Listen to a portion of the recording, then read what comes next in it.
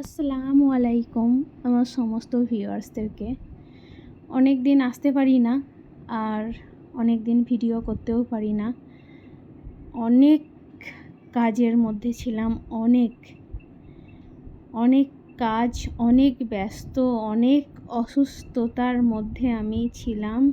মাশাআল্লাহ এখন আমি বেরিয়ে এসেছি অনেক কষ্ট করে, অনেক দিক থেকে অনেক কাজ, অনেক দায়িত্ব পূরণ করেও এসেছি। অনেক দায়িত্ব বলতে এর মধ্যে আমার মায়ের খুব শরীর খারাপ হয়েছিল। আমার মা হসপিটালে অপারেশন হয়েছিল গল ব্লাডারে। তারপর মায়ের আগে কিছুদিন রোজার সম্ভবত 4-5 দিন আগে আমার হাজব্যান্ডের দাঁত তোলা হয়েছিল, সেটাতে ব্যস্ত ছিলাম। তার মধ্যেই আমার দাঁতের পরিস্থিতি এত খারাপ হয়ে গিয়েছিল, বলে বোঝাতে পারবো না, বলে একদম বোঝাতে পারবো না।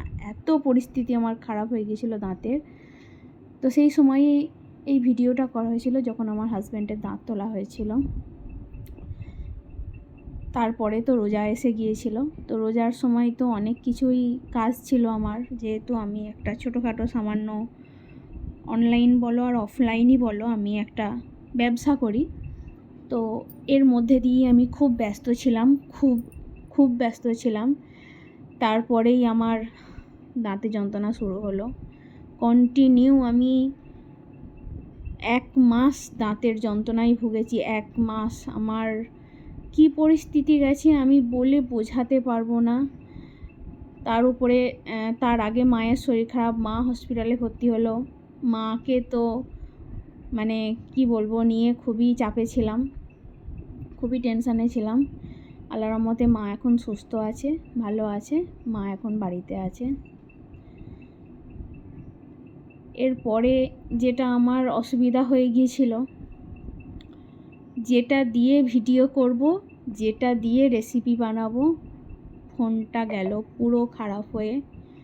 ফোনের যদিও ব্যবস্থা হলো, কিন্তু কি করব, আমি আমার ইমেল, আমার সমস্ত কিছু, ইউটিউব চ্যানেল, ফেসবুক, আমার যে ফোনটাতে ছিল পুরনো ফোনটাতে আমি কোনো মতে আর মনে করতে পারছিলাম না, কারণ আমার মেয়ে ইমেল, ইউটিউব, ফেসবুক ওইগুলো সব করে মানে লগ ইন করেছিল।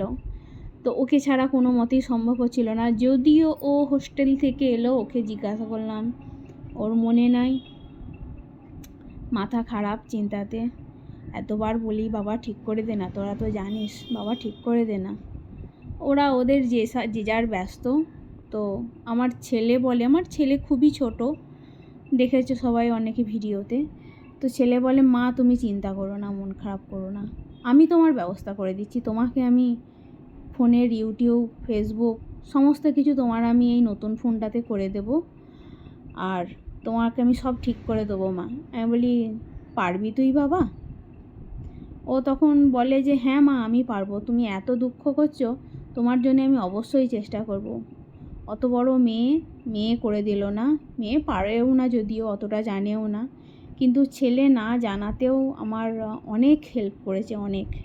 জানি না ও কীভাবে করলো, ওর আইডিয়া দেখে আমি তো মাঝে মাঝে একবার করে অবাক হয়ে যাই যে ও এত ছোট, ওকে কম্পিউটার শেখানোও হয় না, কম্পিউটার জানানোও হয় না। বাড়িতে নতুন একটা সিসিটিভি ক্যামেরার জন্যে কম্পিউটার বসানো হয়েছে, কিন্তু ও নিজের মতে দেখি যথেষ্ট পারে, যতটা পারে যথেষ্ট করে। যাক, ও আমার ঠিক করে দিয়েছে এখন চ্যানেলটা। আমি নতুন করে আবার চ্যানেলটা কন্টিনিউ করব। তোমরা সবাই ভালোবাসা দিও, ভালোবাসা দিয়ে যেও। তোমাদের এত বড় ভালোবাসাতেই আমি এতটা দূর এগিয়ে আসতে পেরেছি।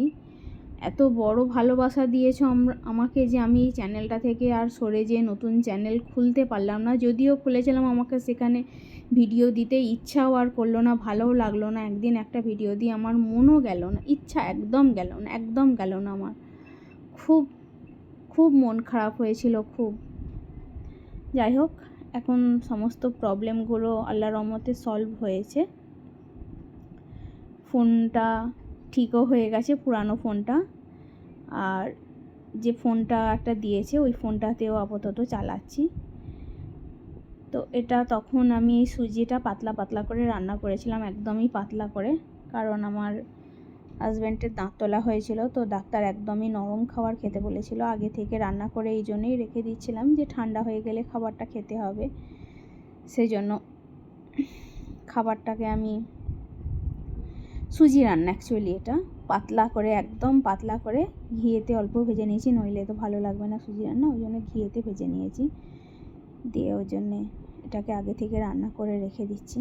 খুবই পাতলা, দেখতে পাচ্ছ পুরো ফোটা ফোটা হয়ে পড়ছে। কেউ হয়তো বলবে যে এত পাতলা কেন, কিন্তু দাঁত তোলার পরে যে কোনো পাতলা খাবারই খেতে বলে, নরম খাবার, পাতলা খাবার না, নরম খাবার অ্যাকচুয়ালি, ওই জন্যই এই নরম খাবারটা বানানো। আর আমি হালকা, একদম হালকা চিনি দিয়েছি, যেহেতু ও চিনি খেতে, একদমই মিষ্টি জাতীয় খাবার খেতে পছন্দ করে না। মিষ্টি খায়, কিন্তু কোনো খাবারে বিশেষ কিছু মিষ্টি হয়ে গেলে তখন ও পছন্দ করে না, একদমই পছন্দ করে না।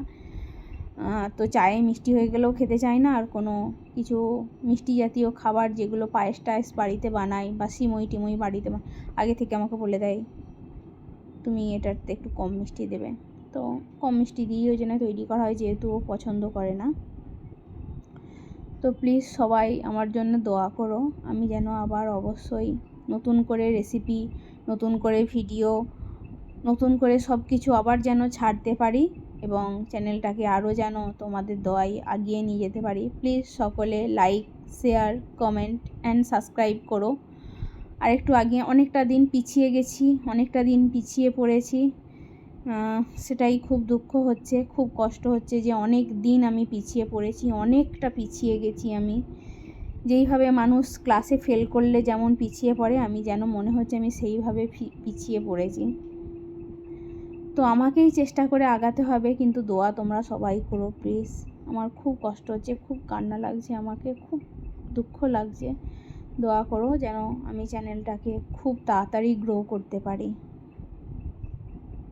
আসসালামু আলাইকুম, টাটা, বাই, খোদা হাফেজ।